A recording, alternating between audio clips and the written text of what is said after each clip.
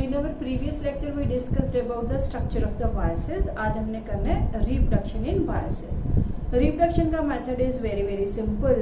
Actually वो ऐसे कोई रिप्रोडक्शन वाली बात नहीं है उनके अंदर, रादर हम कह सकते हैं मल्टीप्लिकेशन इन वायरसेस।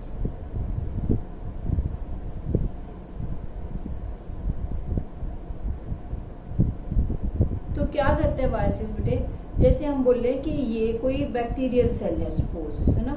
मल्टीप्लिकेशन का मेथड तो सब में सेम ही है इनका, चाहे कोई बैक्टीरियल सेल हो या ह्यूमन बींग्स का, मैमल्स का, किसी का भी सेल हो। और इसके ऊपर ये बैक्टीरियोफाज है। ये जो बैक्टीरियोफाज है इसने बैक्टीरिया के अंदर जाना है। और ये क्या है, इसकी टेल फाइबर्स है। ये इसका जेनेटिक मटेरियल है और ये जेनेटिक मटेरियल है किसका, बैक्टीरिया का। तो this is bacterial nucleoid, this is bacteriophage nucleoid या जेनेटिक मटेरियल। तो सबसे पहले ना बेटे क्या है कि ये जो वायरस है ये अपने आप को अटैच कर लेता है ऑन द सेल। सेल की सरफेस पे ये अटैच करता है। तो जो जब ये अटैच करता है ना अपने आप को बेटे, तो ये ड्रिल करता है सेल्स को बाय इट्स टेल फाइबर्स। तो ड्रिलिंग के बाद ये जो प्रोटीन इसकी शीथ होती है, ये जो टेल के ऊपर होती है, ये प्रोटीन शीथ कॉन्ट्रैक्ट करती है। कॉन्ट्रैक्ट करने के बाद ये जो जेनेटिक मटेरियल है वायरस का, ये बैक्टीरिया के अंदर एंटर कर जाता है। तो फर्स्ट स्टेप में क्या होगा, virus attaches itself with the host cell, then drills the host cell,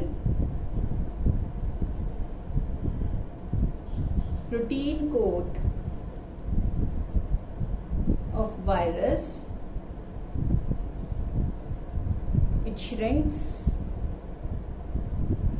and only genetic material, कोई भी हो जेनेटिक मटेरियल, चाहे डीएनए या आरएनए, बैक्टीरियोफाज जिसका हमने बोला था डीएनए होता है, only genetic material of virus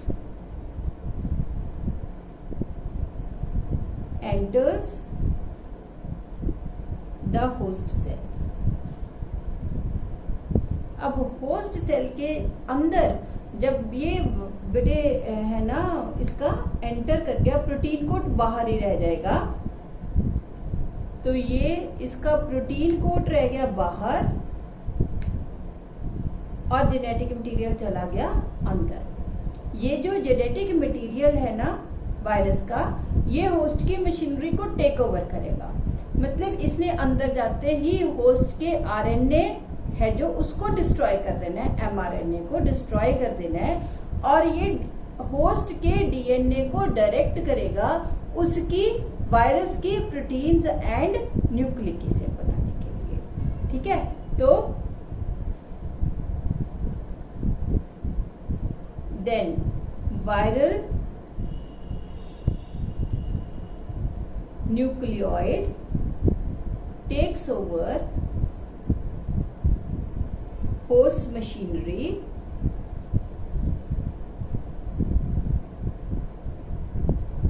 destroys mRNA of host and directs the host genetic material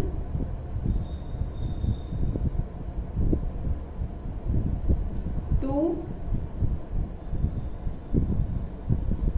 synthesize virus nucleoid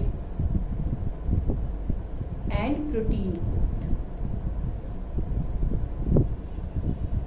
तो जब ये जो है अंदर जाके ना बेटे, इसने बैक्टीरियल सेल या किसी भी होस्ट सेल के अंदर जाके इस डीएनए ने किसको डायरेक्ट किया, होस्ट की मशीनरी को डायरेक्ट किया, सो दैट कि वो वायरस के और प्रोटीन पार्टिकल्स बनाता जाए, प्रोटीन पार्टिकल्स अलग से बनेंगे और जो इसका जेनेटिक मटेरियल है वो अलग से बनता जाएगा।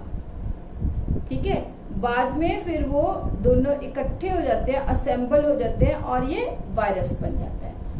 तो जैसे हम कहते हैं लिविंग ऑर्गेनिजम्स हैं जो वो ग्रो करते हैं। ग्रो करने का मतलब होता है कि पहले वो जब पैदा हुए तो छोटे हैं, फिर वो बड़े बड़े बड़े बड़े होते जाएंगे। तो ये लिविंग ऑर्गेनिजम्स की तरह ग्रो नहीं करते, ठीक है, ना ही ये उनकी तरह रिप्रोड्यूस करते हैं, रादर ये मल्टीप्लाई करते हैं। प्रोटीन कोट इनका अलग से बनेगा, जेनेटिक मटेरियल अलग से बनेगा, दोनों असेंबल हो गए, वायरस बन गया। जब बेटे होस्ट सेल है ना जो ये फुल हो जाता है ना वायरस के पार्टिकल से, तो होस्ट सेल ब्रेक होगा टू रिलीज द वायरसेस। फिर ये वायरसेस जैसे एक बैक्टीरियल सेल में एक वायरस एंटर किया था, अब अंदर जाके वो 100 बन गए, तो 100 के 100 रिलीज हुए, अब उन्होंने आगे 100 सेल्स की वो इन्फेक्शन कॉज कर देनी है। ऐसे ही हमारे अंदर जब वायरस सपोज चला गया, अंदर हमारे चला गया 1 2 3 4 5 जितने भी गए, उन्होंने हमारे 1 या 10 या 20 सेल्स को इन्फेक्ट किया, वहां पे भी मल्टीप्लाई किए, फिर वो होस्ट सेल बस्ट करेगा, बहुत सारे वायरसेस बन जाएंगे जो अदर सेल्स को भी इन्फेक्शन कॉज करते रहेंगे। ठीक है, तो they synthesize nucleoid and protein coat, both get assembled to form viruses. The host cell then bursts to release viruses which will infect new cells. Which will infect the new cells. तो viruses है जो वो grow नहीं करते, reproduce नहीं करते, rather वो multiply करते हैं। तो ये हो गया about the life cycle of viruses. अब हमने करनी है diseases which are caused by viruses. वैसे तो बहुत सारी हमने लिख ली थी डिजीजेस प्रीवियस लेक्चर में। तो diseases which are caused by viruses, एक तो हमने बोला प्लांट्स के केस में हो गया tobacco mosaic disease, cabbage mosaic, ठीक है। देन हो गया लीफ रोलिंग। मोज़ेक डिजीजेस सारी ये कॉज करते हैं, लीफ रोलिंग करते हैं, कर्लिंग करते हैं। Then yellowing and vein clearing, then dwarfing and stunted growth. Stunted growth का मतलब होता है ग्रोथ को रिस्ट्रिक्ट कर देना, कम कर देना, उसको हम बोलते हैं स्टंटेड ग्रोथ। जो एनिमल डिजीजेस हैं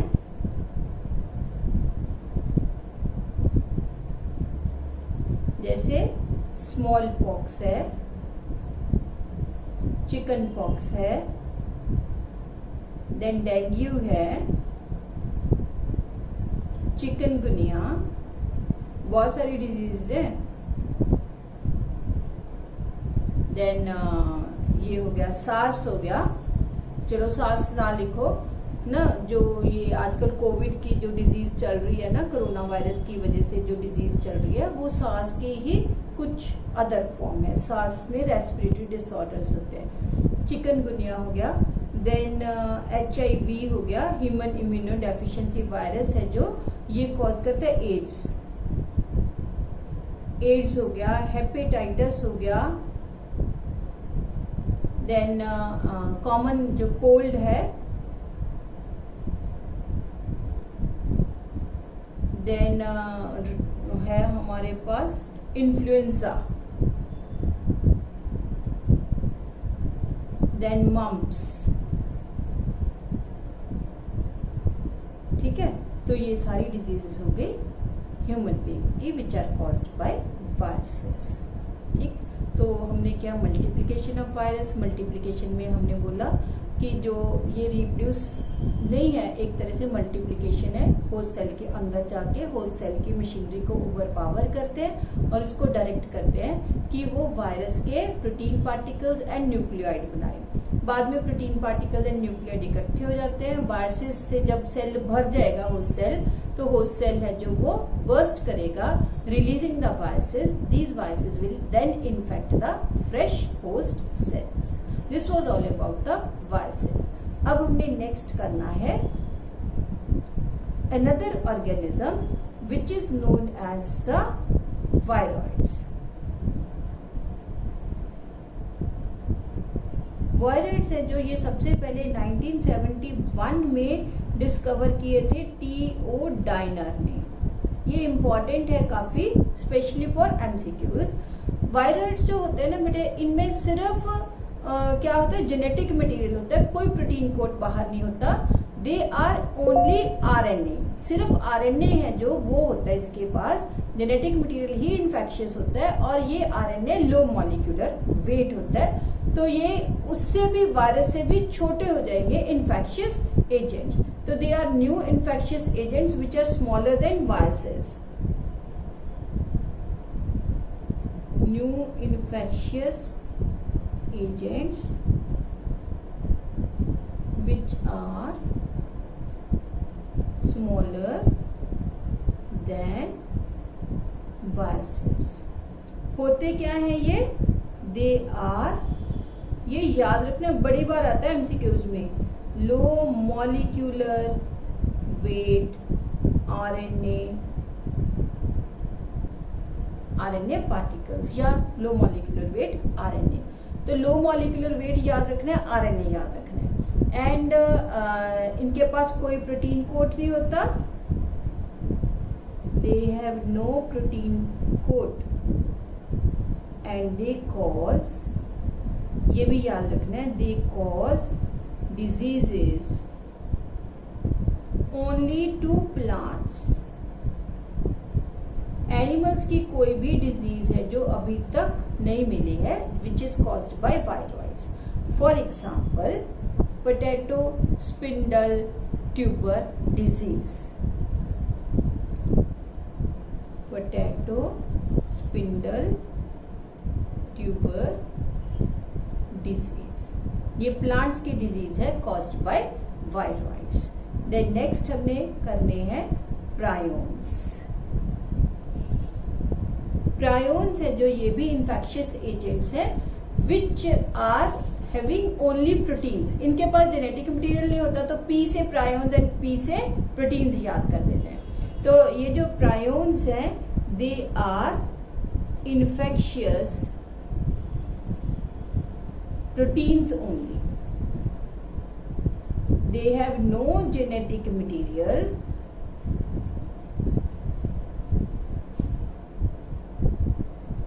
they cause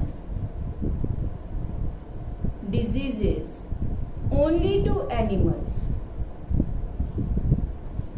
ये प्लांट्स को कोई डिजीज नहीं कॉज करते, ये सिर्फ एनिमल्स को डिजीज कॉज करते हैं। फॉर एग्जाम्पल कुरू डिजीज,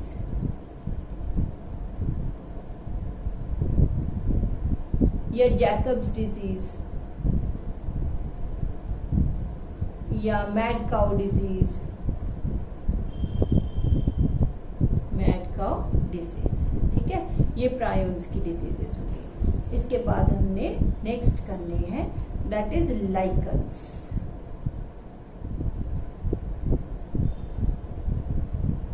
तो लाइकन्स है ना जो बेटे, वो ड्यूल ऑर्गेनिजम्स है। ड्यूल मतलब डबल ऑर्गेनिजम्स है, जो सिम्बायोटिक एसोसिएशन होती है फंजाई की एंड एल्गी की। लाइकन्स है जो, they are dual organisms in which fungi and algae are symbiotically associated। इनका जो फंगल पार्टनर है उसको हम बोलते हैं माइकोबायोन्ट, माइकोलॉजी से माइकोबायोन्ट। एंड जो एल्गल पार्टनर है that is known as phycobiont, mycobiont and phycobiont. तो जो एल्गी है वो ऑटोट्रॉफिक है, जो एल्गल पार्टनर है एल्गी है जो वो ऑटोट्रॉफिक है एंड प्रिपेयर करेगी फूड। और जो फंजाई है वो हेट्रोट्रॉफिक है and is meant for sexual reproduction. इसके अलावा बेटे क्योंकि हेट्रोट्रॉफिक है, सैप्रोफिटिक है, तो फंजाई है जो वो न्यूट्रिएंट्स भी एब्जॉर्ब करेगी, also absorb nutrients from the substratum, from the soil. तो ये न्यूट्रिएंट्स एब्जॉर्ब करेगी एंड वाटर एब्जॉर्ब करेगी। तो जो एल्गी है बेटे उसका एक काम हो गया फूड बनाना, और जो फंजाई है वो एक तो न्यूट्रिएंट्स एब्जॉर्ब करेगी, वाटर एब्जॉर्ब करेगी, और साथ में सेक्सुअल रिप्रोडक्शन है जो वो भी करेगी। तो जो मतलब अगर आप लाइकन देखोगे ना तो देख के आपको ये नहीं पता चलेगा कि इसके अंदर ड्यूअल ऑर्गेनिजम्स हैं जो वो प्रेजेंट है। अगर हम लाइकन्स का एल्गी एंड फंजाई अलग अलग कर देंगे तो उनकी डेथ हो जाएगी। हालांकि वैसे हम कहते हैं कि फंजाई अलग से भी सरवाइव कर सकती है, एल्गी अलग से भी सरवाइव कर सकती है, बट लाइकन की एल्गी एंड फंजाई को अलग कर देंगे तो वो सरवाइव नहीं कर पाएंगे। जो लाइकन्स है ना बेटे इनके पास जैसे अलग अलग टाइप के लाइकन्स होते हैं, types of lichens.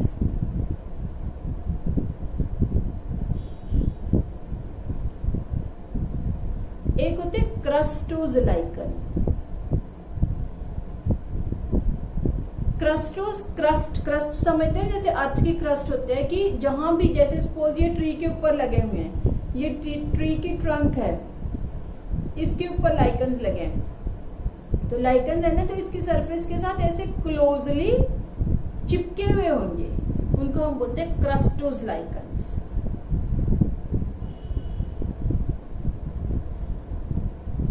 Closely appressed with the substratum। फिर सेकेंड होते हैं foliose lichen, leafy plant body होती है उनकी, फोलियोज लाइकन। फोलियोज लाइकन में जैसे ये ट्री ट्रंक है, ठीक है, तो इनके ऊपर लाइकन है ना जो उसने ऐसे फ्लावर टाइप सी बॉडी बना लेते हैं, बस यहां से चिपके होते हैं, बाकी सारा लूज होता है।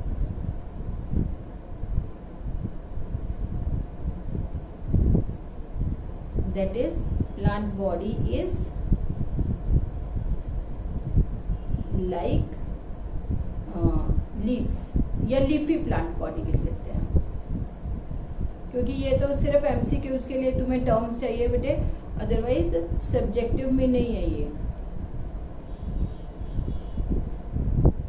फिर है third type that is fruticose lichen. Fruticose lichen में लाइकन की बॉडी हाईली ब्रांच्ड होती है, बुशी बॉडी होती है, लाइक दिस। ये लाइकन है बेटे इतना ज्यादा देखो बुशी appearance, this is fruticose lichen, highly branched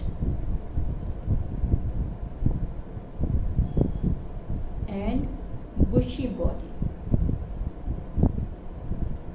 ठीक है, तीन टाइप के हैं, क्रस्टोज, फोलियोज एंड फ्रूटिकोज। सिर्फ नाम ही याद कर लो चाहे, और कुछ नहीं करने की जरूरत, ये भी एमसीक्यूज के लिए, अदरवाइज सब्जेक्टिव में तो 2 ही लाइनें लिखनी है आपको। फिर है regarding its thallus structure, structure of thallus.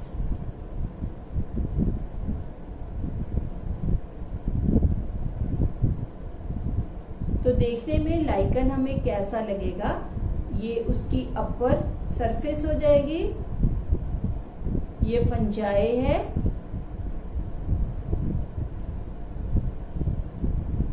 इसके बीच में ना बेटे यहाँ ठीक है, ये सारी क्या होगी, एल्गे ही होगी। और फिर फंजाई में भी बेटे कई लाइकन में ऐसे लेयर्स बनी होती हैं, एल्गल लेयर है, फंगल लेयर है, मे बी वो बीच में ही डिस्ट्रीब्यूटेड हो। तो जो एल्गल लेयर है, दिस इज फाइकोबायोन्ट, दिस इज माइकोबायोन्ट, और इसके नीचे फिर क्लोजली इंटरवूवन एल्गी ही, फंजाई ही होगी। ये फंजाई से छोटे छोटे जैसे सबस्ट्रेटम के साथ, जगह के साथ इन्होंने चिपकना है, वाटर मिनरल सॉल्ट्स एब्जॉर्ब करने हैं, तो इनको हम बोलते हैं राइजीन्स। राइजीन्स या राइजोइड्स, रूट्स नहीं होते ये, राइजीन्स या राइजोइड्स होते हैं जो सबस्ट्रेटम में से वाटर एंड मिनरल सॉल्ट्स को एब्सॉर्ब करते हैं। ठीक है, तो ये हो गया लाइकन्स। ड्यूअल ऑर्गेनिजम्स है एंड एल्गी एंड फंजाई की एसोसिएशन होती है। इसको हम वैसे फंजाई में भी पढ़ लेते हैं, but Whittaker system of classification में उसने लाइकन्स को कहीं भी नहीं रखा हुआ। देन नेक्स्ट है जो हमने इसकी करनी है इम्पोर्टेंस। तो जो लाइकन्स हैं, वैसे तो बहुत सारे लाइकन्स हैं जो हमारे काफी काम आते हैं। सबसे पहले वो अर्ली कॉलोनाइजर्स होते हैं। मैंने अर्ली कॉलोनाइजर्स का मतलब आपको समझाया था। अर्ली कॉलोनाइजर्स होते हैं वो ऑर्गेनिजम्स जो सबसे पहले किसी भी बेयर एंड बैरन एरिया में ग्रो करते हैं, उनको हम बोलते हैं early colonisers. Secondly, they are used as food. Food की तरह कई जगह पे उनको खाते हैं। रेंडियर मॉस वगैरह, रेंडियर वगैरह हैं जो वो भी खाते हैं, मतलब फॉडर की तरह भी यूज हो सकता है। और कई जगह पे कुछ नहीं ग्रो करता, वहां पे लाइकन्स खाते हैं, तो उसको ब्रेड ऑफ हेवन भी बोल देते हैं। Then they are used in perfumes, they are used in dyes, colour बनाने के लिए उनको यूज करते हैं। And they are good pollution indicators. ये याद रखना है बेटे, they are good pollution indicators, मतलब कि they are sensitive to pollution, they are sensitive to pollution, specially sulphur dioxide pollution. They will get killed, yet they cannot survive